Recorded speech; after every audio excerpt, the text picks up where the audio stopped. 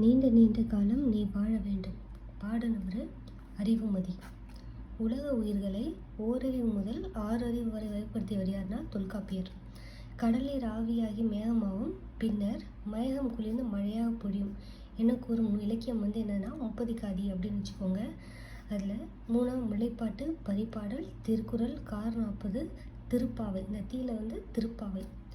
ஆழி அமுக்கி முகக்கினும் ஆழ்கடல் நீர் நாழி முகவாது நாள் நாழி. இப்படி பாடினவங்க ஔவையார். கடல் நீர் மூந்த கமஞ்சூர் எழிலி. கார் 40.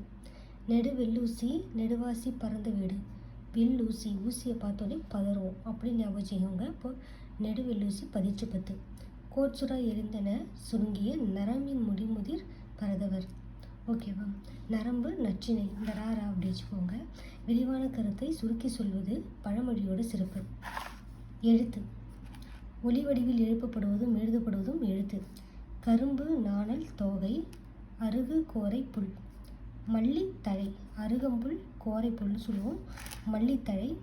தனித்தமிழையும் தமிழுணர்வையும் பரப்பிய பாவலர் பெருஞ்சித்திரன். கும்மி கனிச்சாறு என்னும் நூலில் தான் இடம்பெற்றிருக்கு. அக்ரிணை. அக்ரிணையை நாம் எப்படி பிரித்து எழுதுவோம்னா அல்பிளஸ் திணை, அதாவது உயர்வு அல்லாத திணை.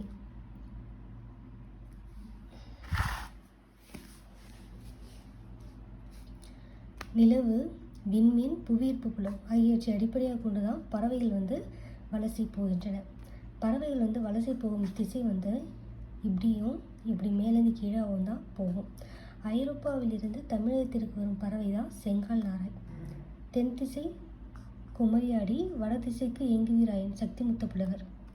ஃப்ரைகேட் பேர்டு, கப்பல் பறவை. தரையிறங்காமல் 400 கிலோமீட்டர் வரை பறக்கும் பறவை எதுனா கப்பல் பறவை, இல்லைனா கப்பல் கோழிக்கடா, கடற்கொடை பறவை. இதெல்லாம் ஒரே பறவை தான், பேர் டிஃப்ரெண்ட்டாக இருக்குது.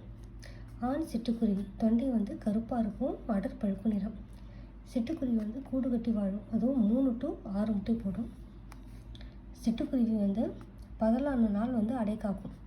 மார்ச் 20 தான் சிட்டுக்குருவி தினமும் கொண்டாடுறாங்க. சிட்டுக்குருவி வாழ்நாள் 10 to 13 வருஷம். சிட்டுக்குருவி ஓய்வெடுக்கும் இடம் எதுனா புதர்ச்செடி. சலீம் அகமதோட வாழ்க்கை வரலாறு சிட்டுக்குருவியோட வீழ்ச்சி. உலகிலேயே நெடுந்தொலைவு பயணம் செய்யும் பறவை ஆர்டிகாலா. எவ்வளோ தூரம் பயணம் செய்யுதுன்னா 22,000 கிலோமீட்டர் கிட்ட. பறவைகள் பற்றிய படிப்பு ஆர்னித்தாலஜி. துருவப்பகுதியை தவிர அனைத்து இடங்களிலும் சிட்டுக்குருவி வாழும். இமயமலையோட 4000 மீட்டர் உயரத்துலேயும் வாழும். உணவு, இருப்பிடம், தட்பவெப்பம், இனப்பெருக்கத்துக்காக தான் பறவைகள் வலசை போகின்றன. அடுத்து சிலப்பதிகாரத்தில் கொங்கு அப்படின்னா அருஞ்சொற்பொருள் மாரந்தம். திகிரி ஆணை சக்கரம். பொற்கோட்டு பொன்மயமான சிகரத்தில். நாமநீர் அச்சம் தரும் கடல். அலி கருணை. தமிழோட முதல் காப்பியம் என்னன்னா சிலப்பதிகாரம். வெளிநாட்டு பறவைகளோட புகலிடம் தான் தமிழ்நாடு. தூய நிறத்தில் மாடங்கள். முத்து சுடர் போல நில ஒளி. சித்தம் அதாவது உள்ளம் மகிழ்ந்த தென்றல். மண் உரிமைக்காகவும் பெண் உரிமைக்காகவும் பாடியவர் யாருன்னா பாரதி. பாரதின்ற பட்டத்தை வழங்கினவங்க யாருன்னா எட்டயபுரம் மன்னர். மகாகவி அப்படின்றவர் பாரா.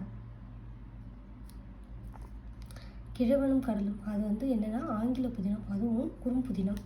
த old man under the sea, Ernest Hemingway. இவங்க தான் இதை எழுதுனாங்க.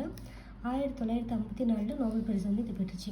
தாத்தா சாண்டியாகோ 84 நாளாக மீனில்லை. சிறுவன் மனோலின் 40 நாட்களாக உடன் வருகிறார். காணி நிலம் என்னும் பாட்டை பாடினவர் பாரதியார். வானிலை வெதர். புகலிடம் சாங்சுவரி. புவியீர்ப்பு புலம் கிராவிடேஷனல் ஃபீல்டு. 2016 மாரியப்பன் உயரம் தாண்டுதல் தான் தங்கம் பெற்றார். அடுத்தது அறிவியல் ஆத்திச்சூடி. அதில் நெல்லை முத்து 80 நூல் எழுதியிருக்காரு. தன்னை ஒத்த அலைநீளத்தில் சிந்திப்பவர் என்று அப்துல் கலாமால் பாராட்டப்பட்டவர் யாருன்னா நெல்லை முத்து. அவர் எத்தனை நூல் எழுதியிருக்காருன்னா 80 நூல் கிட்ட எழுதியிருக்காரு. விக்ரம் சாராபாய், சதீஷ் தவான் இந்திய விண்வெளி மையத்தில் ஆராய்ச்சியாளராக பணியாற்றியவர் தான் நெல்லை முத்து. மனிதன் எங்கே நகரம் அமைப்பான்னா விண்வெளியில் உள்ள கோள்களில் விண்வெளியில் பாதை அமர்த்திடுவான். அப்துல் கலாமுக்கு பிடித்த குரல் எதுனா அறிவு அறம் காக்கும் கருவி. அப்துல் கலாமுக்கு மிகவும் பிடித்த புத்தகம் தமிழில் திருக்குறள், இங்கிலீஷில் லில்லியன் வாட்சன் எழுதிய விளக்குகள் பல தந்த ஒளி. எதை படித்ததன் மூலம் அப்துல் கலாம் அறிவு, தன்னம்பிக்கை, மகிழ்ச்சி ஆகியவற்றை பெற்றார்னா லில்லியன் வாட்சன் எழுதிய விளக்குகள் பல தந்த ஒளியை படித்ததால தான். லில்லியன் வாட்சன் எழுதிய விளக்குகள் பல தந்த ஒளி.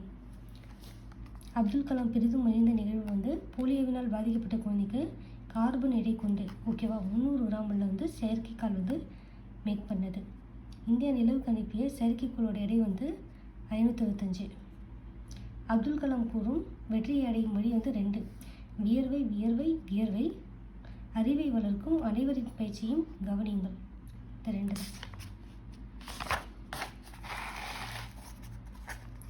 அடுத்து, ரோபோ என்னும் சொல்லை முதல்ல பயன்படுத்தியவர் யாருன்னா செக் நாட்டை சேர்ந்த கார்ல் கேப். அவர் ஒரு நாடக ஆசிரியர். எப்போ பயன்படுத்தினாங்கன்னா 1920. ரோபோ என்ற சொல்லுக்கு அடிமை என்பது பொருள். எந்திரங்களை இயக்க மனிதன் கண்டறிந்தது தானியங்கி. உலக சதுரங்க வெற்றியாளர் ஹாரி காஸ்பரோ 97. ஐபிஎம் நிறுவனம் உருவாக்கிய மீத்தரின் கணினி டீப் ப்ளூ. புதுமையிலோட வெற்றியாளர் என்னும் பட்டத்தை சோஃபியாவுக்கு வழங்கினது எதுனா ஐநா சபை.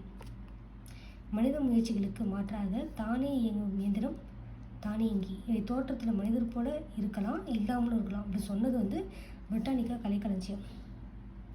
ராமன் விளைவு 1928 பிப்ரவரி 28. கடல் நீர் ஏன் நீளமாக காய்ச்சலிக்கிறதுனா பாரத சாவிகளுக்கு இந்த கடல் நீர் ஏன் நீளமாக காய்ச்சலிக்கிறது அவருக்கு நோபல் பிரைஸ் கிடைச்சிது. பாரத சாவிகளுக்கு பென்சின் நிறமாலை காட்டி அவரோட கண்டுபிடிப்பு.